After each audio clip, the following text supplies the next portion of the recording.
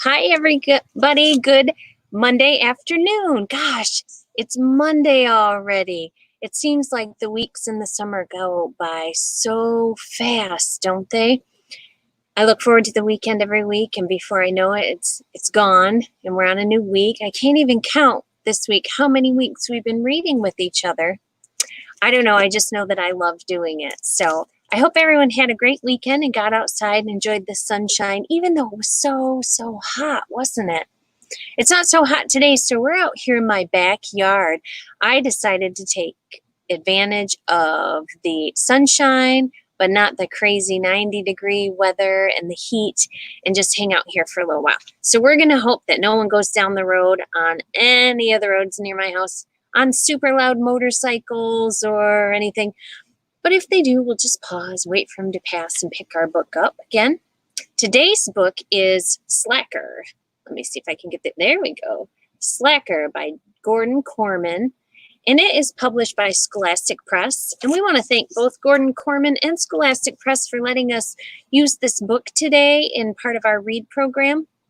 Without the author and the publisher's permission, these programs would be impossible. So thank you so much for giving us the privilege to use these titles, and this title specifically this week.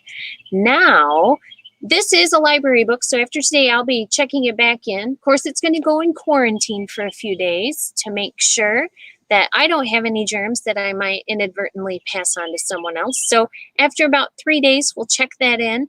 But you can put it on hold today. We own more than one copy, so you can pick it up through curbside. You can waltz on into the library every day from 12 to 6. We're open for full services. So we call it Library Express. Get in, get your stuff, and go on with your day. Not a lot of hanging out on the computers, but you still have access to all your books. And if you just can't make it in, you can download it through our apps. So through our Willard app, you have access to the whole collection. And if you haven't downloaded that yet, you can do so.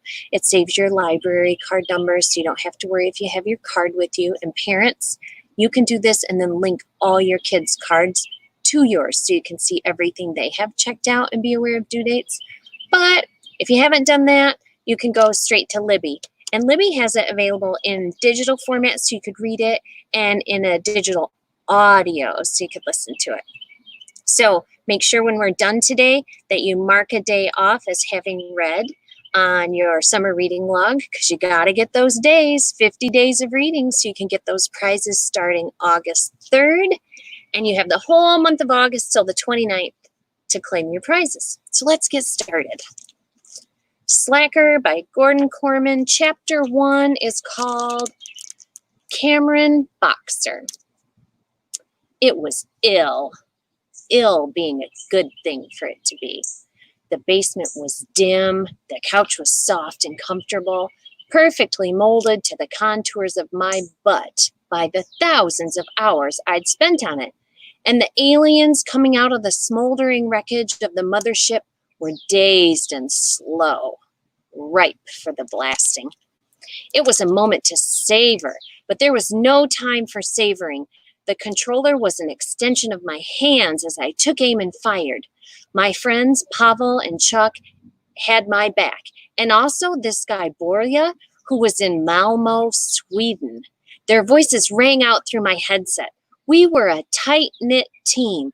Even though Pavel was playing from 3 doors down, Chuck from 2 blocks over, and Borja at a distance of 5,000 miles. The aliens were shouting too, but they didn't seem to be as organized as we were, and definitely not as dedicated. I heard another voice, my mother's, coming from upstairs. I ignored it.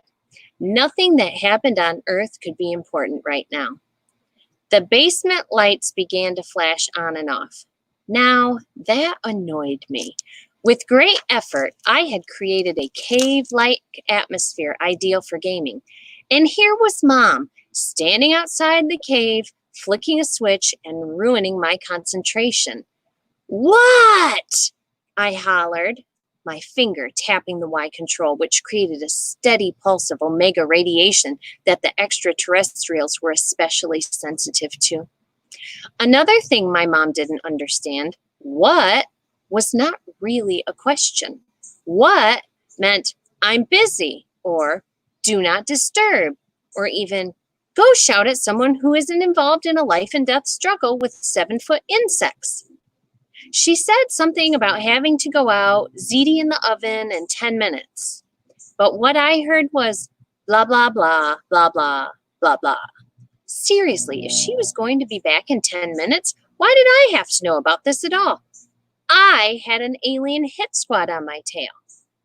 I focused on the screen, trying to peer through the burning extraterrestrial atmosphere. Suddenly, a voice eerily like Darth Vader's announced, "Cover me while I plant the heavy neutron seed." Chuck was the first to panic. Cam, did you hear that? It's him.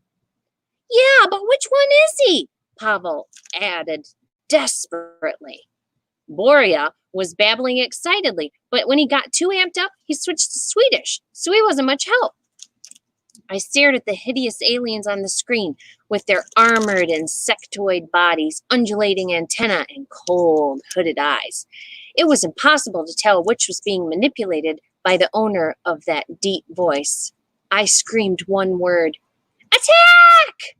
And we did, blasting away with lasers, disruptors, and antimatter grenades. I even threw rocks. It had to be the most intense battle we'd ever fought. It raged on and on and on. Pavel had to leave for dinner, and Borlia's dad caught him and made him go to bed. It was just me and Chuck against a lone enemy, holed up in the wreckage of his escape pod. We had him cornered, but you couldn't tell by the way he was fighting, firing at us through a breach in the strontium field. "You'll never reach me in here," the deep voice leered. Of course, we should have expected that the last alien standing would be him. The gamer with the Darth Vader synthesizer had been stalking me online for months, foiling my Normandy invasions, sacking my quarterbacks, forcing my chariots out of the Circus Maximus, and battering me with steel chairs in extreme wrestling matches. I didn't even know the guy's name. Not his real one, anyway. He went by his gamer tag, Evil McKillPeople of Toronto, Canada. My arch nemesis. What are you going to do, Cam? Chuck was losing his nerve. We can't blast through strontium. Aim for the breach, I advised. But he's aiming at us, and... Oh, hi, Mom. Dinner time already? Do not put that controller down, I ordered. We've got him outnumbered. The next voice I heard wasn't Chuck's or Darth Vader's. It seemed to be coming from outside. What was it saying? I raised the headphones from my ears. This is the Sycamore Fire Department. Is there anybody in the house? Well, that had to be the stupidest question ever asked. Of course I was in the house. Why did the fire department want to know that? Without putting down the controller, I got up, ran to the high window, and yanked out the pillow I'd jammed there for extra darkness, and I peered outside. All I could see were fire engines and guys in heavy raincoats and rubber boots. What? I exclaimed aloud, and this time it didn't mean do not disturb or I'm busy. It meant, why is the entire Sycamore Fire Department parked on our lawn? An enormous crash shook the foundation of the house. Heavy running footfalls sounded upstairs. A moment later, the basement door was flung wide, and one of those giant raincoats appeared on the stairs, enveloped in a thick cloud of smoke. Kid, what are you doing here? He barked. I'm finally going to be Evil McKillPeople, I yelled back. Your house is on fire! He shoved me upstairs, the controller still clutched in my hand. By that time, another firefighter had invaded the kitchen and found the baked ziti, a coal-black, charred lump of carbon. False alarm, he announced. The casserole burned and the whole house filled with smoke. Neighbor reported it pouring out the windows. He turned to me. Good luck getting the black off the ceiling. My mother's blah, blah, blah, blah, blah, blah, blah came back to me then. Only this time, it sounded more like, I'm making a baked ziti for dinner. Wait 10 minutes and take it out of the oven. That would probably have been about an hour ago, you know? Back when our house still had a front door. I'd always wondered why firemen carried axes. Now I knew. I was bound to hear a whole lot about this later tonight. It was definitely going to disturb my lifestyle. Worst of all, when I finally went down to the basement, the TV screen showed my character lying stone dead on the alien surface. Evil McKillpeople was standing over him, a leering grin on his green lips. Video games were exactly like life, only better. Both followed the laws of cause and effect. You take a turn too fast in a racing game, you roll your car. Or in the real world, if you don't hear your mom talking about ziti in the oven, the fire department will bust down your door. It was easy to get a new race car. That happened with the touch of a button on your controller. Our door, on the other hand, turned out to be a non-standard size. Fensterman says it's going to take a month to custom make a new one, raved my father, explaining why we now lived with a piece of plywood nailed across the front entrance of our house. For the next month, we would have to use the back door. Dad wasn't shouting because he was mad at me. He was shouting to be heard over the roar of the giant fans that stood all around, blowing out the smoke and burnt smell left over from the ziti. He also happened to be mad at me, just not as mad as Mom was. I asked one little thing of you, Cameron Boxer, she seethed. One thing. Take out the ziti after 10 minutes and turn off the oven. That's two things, I pointed out. Two things any orangutan could do. No problem, she raged. Of course, he'd have to swing away from the game console for 30 seconds. Now that bothered me. You know, I said, you and Dad run a furniture store because that's your lifestyle. Video games are my lifestyle. I'm not a big furniture fan, but I don't dump all over it because I respect your lifestyle. My father's eyes bulged. That lifestyle puts food on the table and clothes on your back, and it pays for things like video games and electricity to run them. First prize at the Rule the World is $10,000, I reminded them. That was the East Coast Gaming Championship coming in November. Pavel, Chuck, and I were in training. Although I hadn't decided yet which of those guys would be my wingman, we called ourselves the Awesome Threesome, but the Rule the World only accepted twosomes. Mom sighed. It's not the money, it's not the dinner, it's not even the house full of smoke and the ruined door. It's a little bit about the door, Dad corrected her. And it's a little more if our insurance premiums go up because of this. Mom ignored him. Look at yourself, Cam. You're pale as a ghost. You look like you just got out of prison. The best thing I can say about your grades is that you're not failing.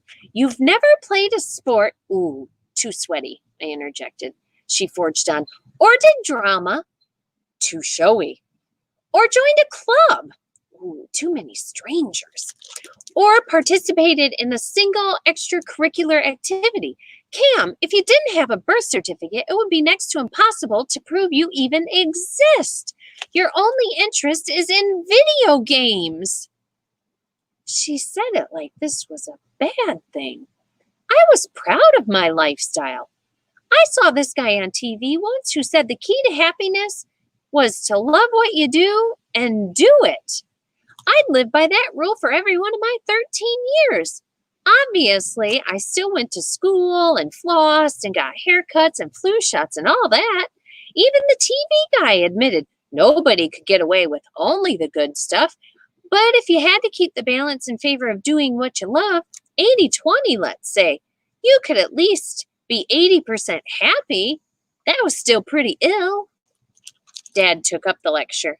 We're not saying there's anything wrong with video games in moderation, but you don't do anything else. Sooner or later, it's going to cost you the chance to have any kind of life that doesn't come with an avatar on the screen. Not to mention that you're hogging the game system that was bought for the whole family. Your poor sister has to go to a friend's house if she wants to play at all because you're always on ours.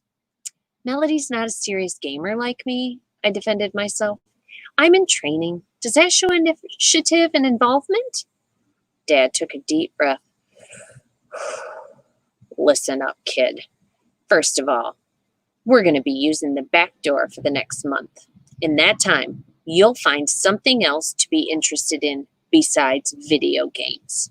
It can be a sport, it can be a club, it can be anything you want, so long as it involves real human beings and it doesn't happen on a screen. I was horrified. But what about rule the world? I've been practicing for months, Mom spoke up. We're not taking your games away. Yet. But we're not kidding, Cameron. Your life is going to change. Is it the ZD? I demanded. It's a ZD, right? When I win the contest, I'll buy you $10,000 worth of ZD. Don't be ridiculous. Your future is more important than any amount of ZD. This is going to happen, Cameron. It's going to happen before we have a real door again. And if it doesn't, you will lose that game system. I staggered back. Honestly, I felt like I'd been punched. I remembered something else the TV guy had mentioned. There were always going to be people trying to mess up your lifestyle. I'd been on guard for those people my entire life, but I never dreamed they'd turn out to be my own parents.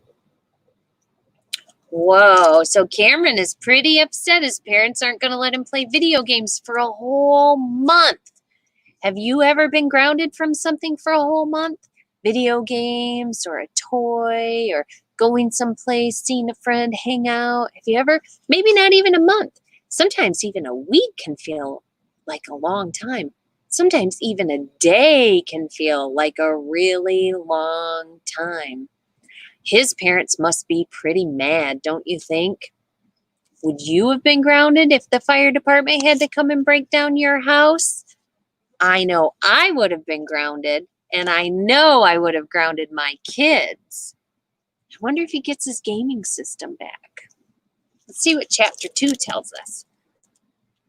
Chapter 2 is called Pavel, Dyson. Technically, Cam hadn't chosen me yet as his rule the world partner, but it was coming any day now. For starters, I was tops in the entire 8th grade in academic average. Oh, sure, school smarts didn't necessarily translate into video gaming skills, but problem solving was a big part of it. Also, logic and quick thinking. What more could anybody ask for in a wingman? It wasn't so much that I was better than Chuck, just more level-headed. I could play myself right out of any tight spot. When Chuck got himself backed into a corner, he'd panic and do something crazy. 9 times out of 10, he'd get himself killed and we'd lose a life or spend health points or waste time waiting for him to respawn. That wasn't the kind of guy you wanted as your partner in real competition. Mind you, every now and then, by sheer random chance, Chuck would go nuts on his controller and wipe out the enemy single-handed. If Cam was thinking about one of those times, he might get it in his head to pick Chuck over me. I'd be happy for him, and I'd still cheer for them at Rule the World, but I'd be wasting my time because they'd definitely lose. And now there was this other problem. Technically, you couldn't blame Mr. and Mrs. Boxer for being ticked off. Cam could have burned their whole house down and himself with it. As it was, every room smelled like a luau gone out of control, and the kitchen cabinets and ceiling were all black. But banning Cam from gaming was like telling Bill Gates to give up computers and count on his fingers. There'd be no rule of the world for any of us, regardless of whether the partner ended up being me or Chuck.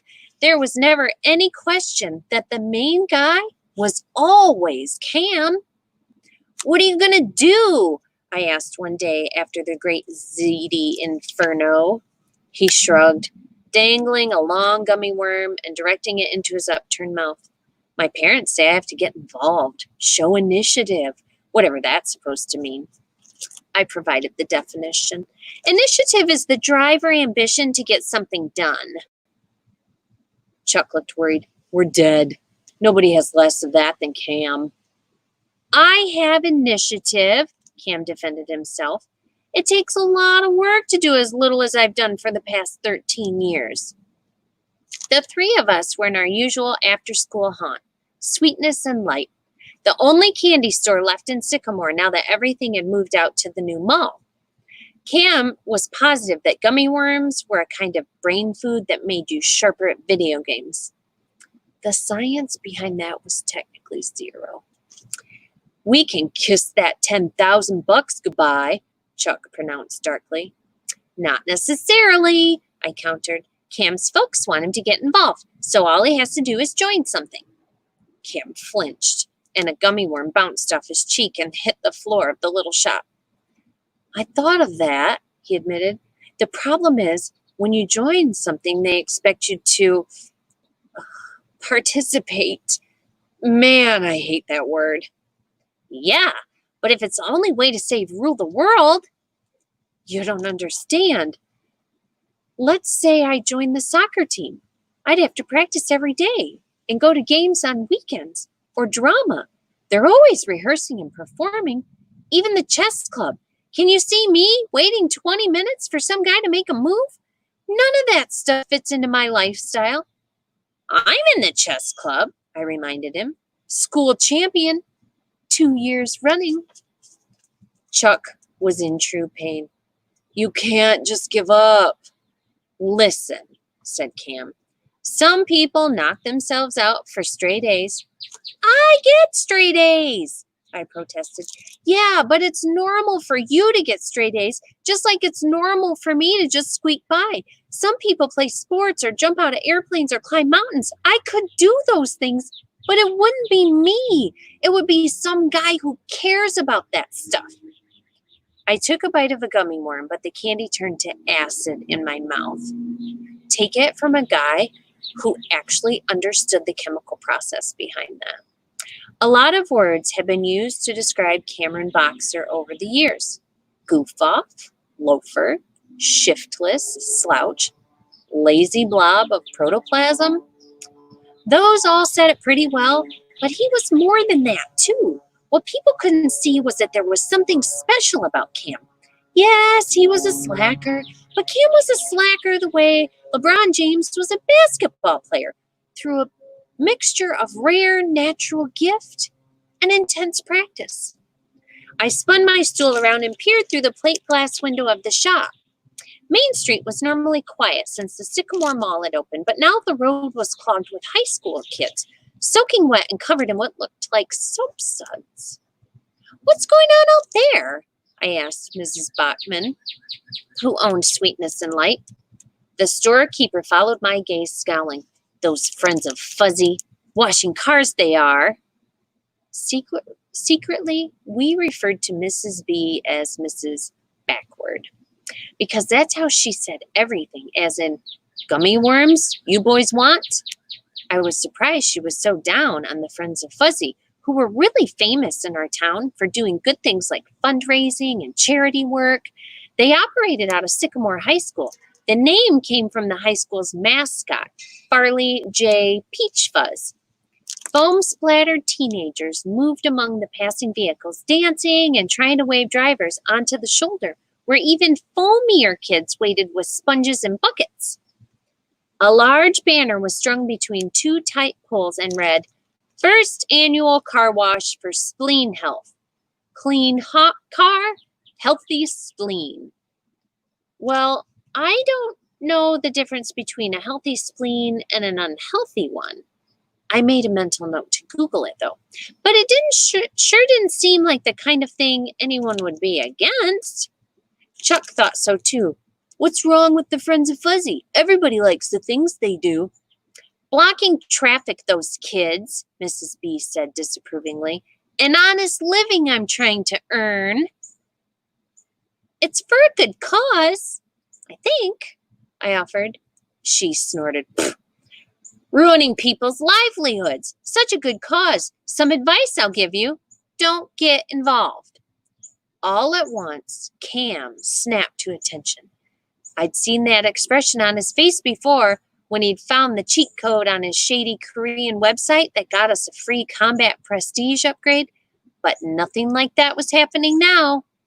Then it came to me. Mrs. B had just said the magic word, involved. Chuck didn't pick up on it. Oh, we're not allowed in Friends of Fuzzy, he told the storekeeper. It's just for high school. We're in 8th grade. But what if someone started something like Friends of Fuzzy at our school? Cam asked. I regarded him warily. Like who? Like me, Cam said. Chuck was completely baffled. What are you talking about? I thought I knew, but surely I had it wrong. Mrs. B sounded suspicious. The street you won't be blocking? Cam laughed. I guarantee you've got nothing to worry about. I had a sinking feeling that the head worrier was about to be me. Computers were another one of my talents. I'd first hacked into the school's website before lunch one day of 6th grade. Cam peered over my shoulder. Open a new page under school clubs. We'd gone straight from Sweetness and Light to my house, more specifically to the laptop in my basement. I don't get it, I told him, poised at the keyboard. If you want to convince your folks you're getting involved, sign up for the film club and sleep in the dark. How could it be easier to start a middle school Friends of Fuzzy? I'll join, Chuck offered loyally. No, you won't, Cam promised, because this isn't a real club. Don't you get it? We create this splashy web page about a group of do-gooders and the amazing ways we serve the citizens of Sycamore. We make it sound like, compared to us, the Friends of Fuzzy are all goof-offs who wouldn't give anyone the skin off a grape. We're dedicated, motivated, community-minded. And here's the most important part. We don't do any of it. We just say we do. Chuck looked dazed. What's the point of a club that isn't a club? When my folks try to ban me from gaming, I'll show them the page. Not only did I join something, I started it. I'm the president, said Cam. It was a great idea, an inspired idea even, doing less by pretending to do more. For all my appearances on the honor roll, I would never come up with a scheme like that. Still, I wouldn't have been a true friend if I didn't let him know I had my doubts. What if it doesn't work? He was dumbfounded. How could it not work? Well, first of all, your parents might not believe it, I began. Why won't they believe it? It's on the school's website. Why would the school lie? I chose my words carefully. Your folks might think it's a little too good to be true that you went from 0 to running a show just like that. Or maybe the school will figure out it's all a hoax. Then not only will you be in trouble, but the whole thing can be traced to my computer. The school never looks at their website except to post snow days, and my parents will be so overjoyed I'm getting involved in something besides video games, they'll never even question it. They deserve to be happy, considering all their business worries. Who are we to mess with their happiness? He was right about the business worries. Sweetness and Light wasn't the only store in town that was suffering because of the mall. Boxer's Furniture Showroom was losing a lot of customers to the big new department stores. I sighed. Fine. Does this wonderful club have a name? How about Friends of Fuzzy Jr., Chuck suggested. Cam shook his head seriously. If we connect ourselves to them, we might be expected to help with their stuff. If we have to do anything, the whole point of the club is down the tubes. No, we have to keep it general. How about the Positive Action Group? I typed it into the webpage. I couldn't explain why, but it looked pretty good there up on the screen, like it stood for everything when it really meant nothing at all. We might as well have called it Harry. It's okay, I admitted in grudging surprise. It's perfect, Chuck added reverently. Ill, Cam agreed. We got to work. Not technically something you said very often when we included Cam. It took some doing, but when I pushed my swivel chair back from the computer, the result on the screen was well worth it. Positive Action Group, because helping others is an education in itself. Mission statement. The mission of the Positive Action Group is to act positively to help our school and our community. We pledge to be honest and never negative, because negative actions are worse than no actions at all. We look forward to a fantastic year of helping. Meet Cameron Boxer, PAG President. Cam is an 8th grader at Sycamore Middle School. He got the idea for the Positive Action Group when he noticed that all the other clubs were about games or sports or activities, but none were about helping. And so the PAG was born. Click here to contact Cam. It's awesome, except for that last part, Cam told me. I don't want anyone contacted me. I'm doing this so I can be left alone. That's the beauty of it, I said smugly. I clicked the mouse, and instantly another page appeared on top of the first one. Website under construction. The PAG asks for your patience as we think of even more kind and unselfish ways to help out. We will be back up and running before you know it. Wow, Cam said with raised eyebrows. I glowed. There was something about pleasing Cam. He was the kind of guy you wanted to impress, even though you knew the feeling wasn't mutual. Cam didn't try to impress. That didn't make him a bad friend. It was just that impressing people didn't fit into his lifestyle. And of course, that lifestyle was what made him Cam. The people who looked down on Cam were technically missing the point. He wasn't just a slacker, he was the Leonardo da Vinci of slackers. And the Positive Action Group might turn out to be his Mona Lisa. That is the end of chapter 2, and it's the end of our time. These are long chapters. I usually like to be able to read 3, sometimes 4, but it's time for me to go. I have to get going and head out to the Helen Warner branch so I can work for a couple hours there. Maybe I'll get to see some of you guys or your folks who swoop in after work, because we are open till 6 o'clock in the building for people to come up, pick up, or pick out new materials. So that's it for us for today. I'm wondering about this whole website thing and if it's going to cause a problem or fix a problem for Cam. What do you think? I hope you'll let me know if you have any thoughts about that, or if there's anything. I'm seeing if anyone has any questions. No questions for us today. So there's nothing that we have to answer any questions on. So make sure you go to your reading log and mark off today. Make sure you download or pick up, there it goes, download or pick up your copy of Slacker and keep reading. It's a really great book, super cute, lots of fun, video games, boy stuff, but enough girls in there that us girls can enjoy the read too. So you guys have a great day. Enjoy this magnificent weather. Don't forget to check out Miss Stephanie's program tomorrow. Where's she going to be? She's on the road with her story time. We never know where she's going to turn up. So look for that on our Facebook page. You can also watch our things on the YouTube channel. And then Wednesday, we have Afternoon Adventures with Miss Nikki and Miss Alicia. And I look forward every week to seeing what kinds of crazy stuff they get up to. So miss you guys. Have a great day. Go soak up some sunshine. Bye.